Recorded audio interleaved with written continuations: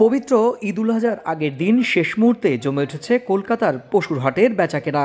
দক্ষিণ কলকাতার খিদিরপুর, মেটিয়াব্রুজ, রাজাবাজার, বারুইপুর, বারাসাত, কামারহাটি সহ বৃহত্তম কলকাতার ক্রেতারাই কোরবানির জন্য পশু কিনতে আসেন কলকাতার আল্লাহ ভরসা বাজার এর অস্থায়ী পশুর হাটে।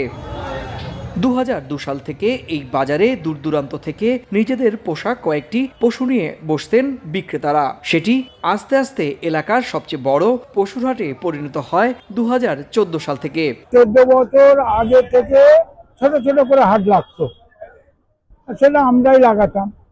আস্তে আস্তে এই 9 বছর থেকে হাটটা বড় হয়েছে। মানুষ অনেক নানা রকম জায়গা দিয়ে আসছে, পছন্দ করছে, নিচ্ছে।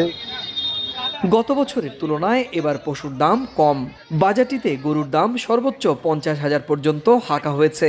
সবচেয়ে কম দামের গরু 15,000-এর। নিম্নবিত্ত মধ্যবিত্তদের স্বাদের মধ্যে থাকায় বাজারটিতে ভিড় করছেন ক্রেতারা। আমি অনেক দিন থেকে ঘুরছি, 5-6টা হাট, তার মধ্যে একটু কমেছে।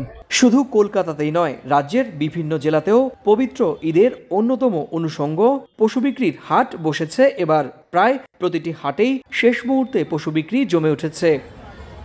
সুব্রত আচার্য, সময় সংবাদ, কলকাতা।